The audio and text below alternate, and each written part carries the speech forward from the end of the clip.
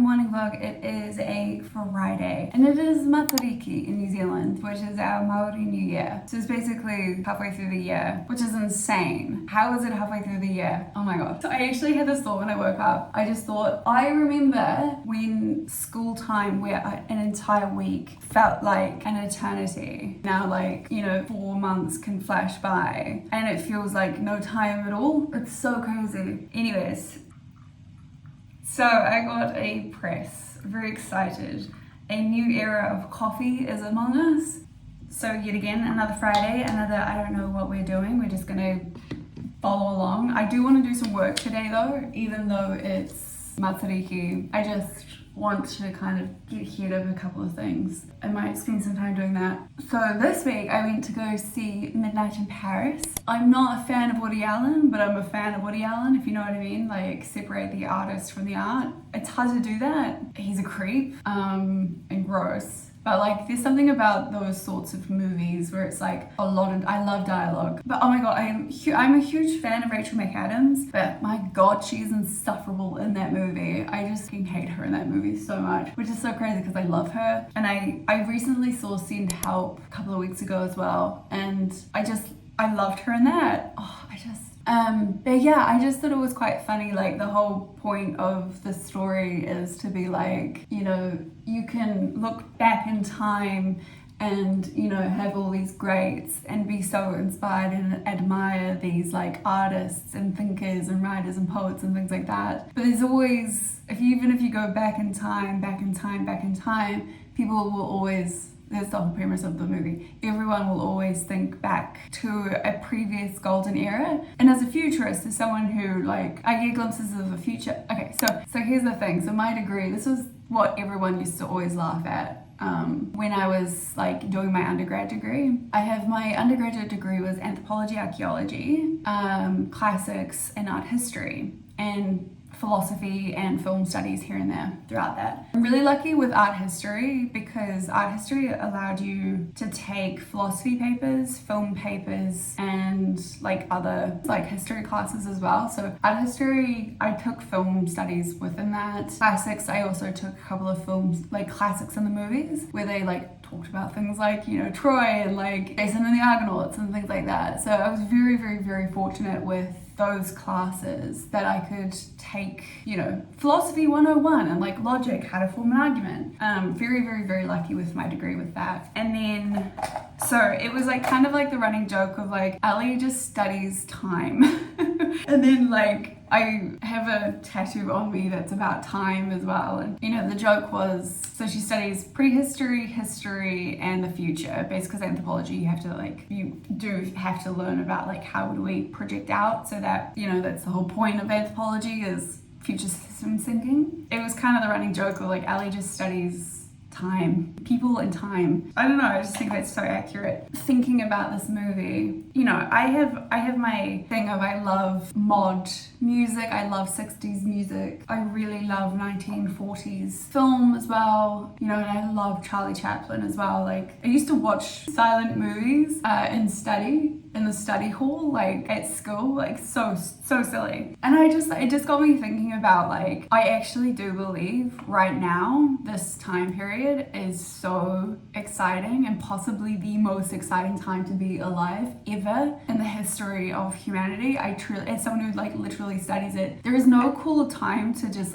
be in the intersection of technology and just whatever. I don't know. I know that so many people think that the world is dying and people are fighting over AI and everything, and I'm kind of over it. I'm really over it, because I do think there's some inevitabilities with some things, but we have the choice to change things or be active participants in how we shape the future, you know what I mean? Anyways, so watching that really kind of made me really excited and made me want to do more of my creative stuff, which I've kind of put on the back burner a little bit just as I've been trying to fucking figure things out for myself, and figure out what feels most like me and not how everyone else is doing stuff. That's really difficult, but that got me all excited because I write a lot and I write short stories. I've always written short stories. I've written poems forever. God, I have but it also got me thinking about why I do this, and but the movie about time where he goes back in time each day to like relive it. And I just think that that's why I love doing this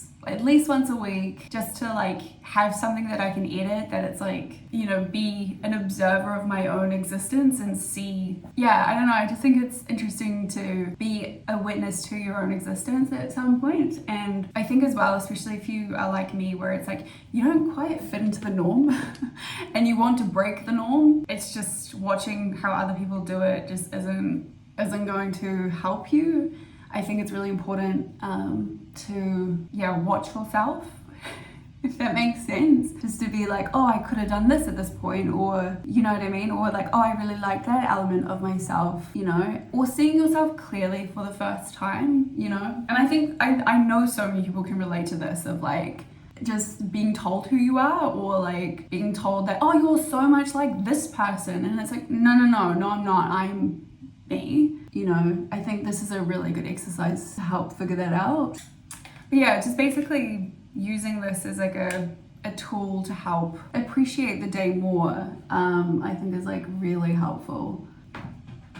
Also, update on Buffy. They are now at college. But there's like the beginning episode when they first entered onto the campus, it made me miss that freshness and that excitement of like starting something new, getting new like pencils and like a new schedule and like, you know, all of that. I've never really done well with like new campuses and things like that. I get really anxious. So I think I might curl my hair today actually. But yes, I need to go supermarket shopping yet again. It's never ending, and like, anyway, so we'll see what happens today.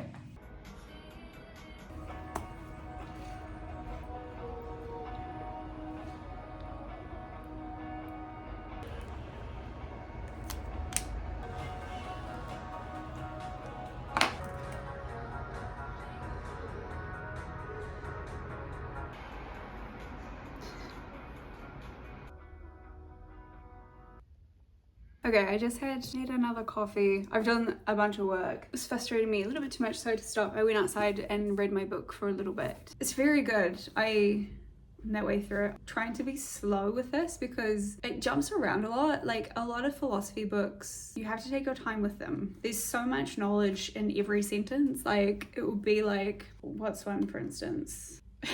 The deep respect for words in Japan is reflected in the Shinto belief of the Kotodama, a compound of word and soul, the soul of a word. Like that's a lot to take in one sentence, especially for me where it's like I've never been a good reader. I'm a slow reader, so I'm taking this really slowly, and it's like each chapter is like on a different topic, which I really like. So this one at the moment is the ineffable, which is that from which words turn back. That's the title of this chapter, and it's pretty interesting, and I just really like it because it just opened up to karma. If a man speaks or acts with an evil thought, sorrow follows him even as the wheel follows the foot of the drawer.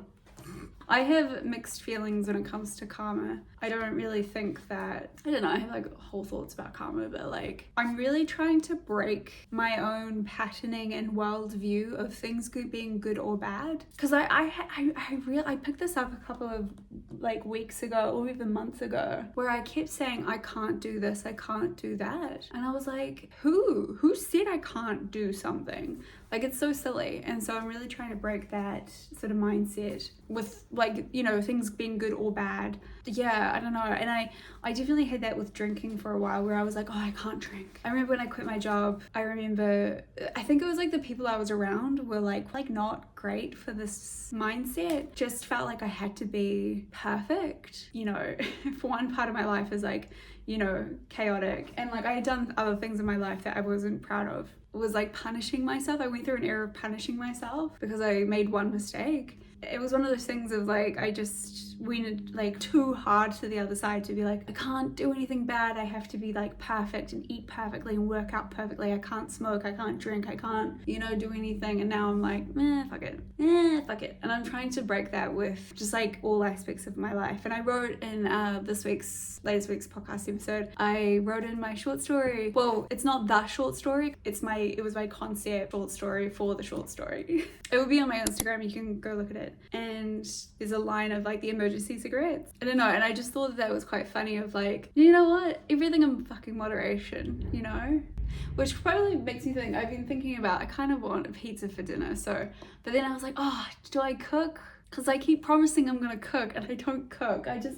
I find it really sad. I love cooking, but I think it makes me sad to cook for one person where I don't have like people around me to share it with. But I really don't like sitting in front of here because I'm away from that light. I look fine. If I go over here, I look really ill.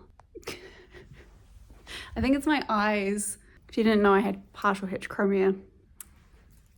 Is that an eyelash? Oh, make a wish.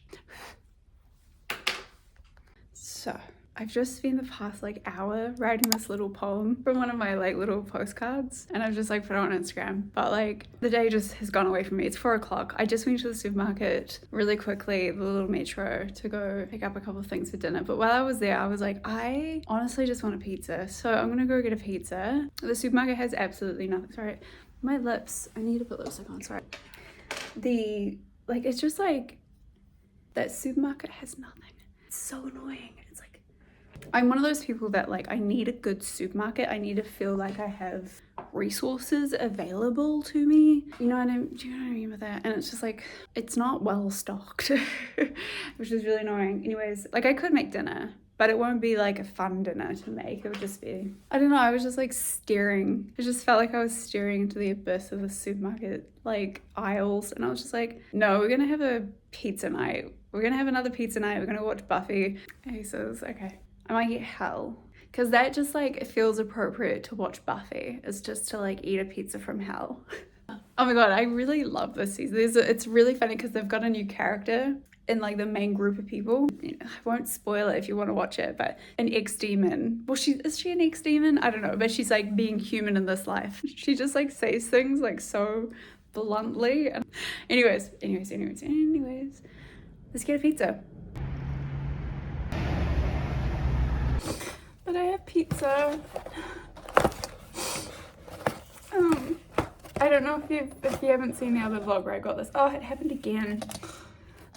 The boys in the one that I go to are really nice though. They're so sweet. I was waiting there for a little bit. I need to wash my hands. It's just like so debilitating not being able to walk. Like, anyways, here's my pizza. This is so stupid to cry, but it's like I've just been in like so much pain for a year. This pizza's a bit smushed, but I got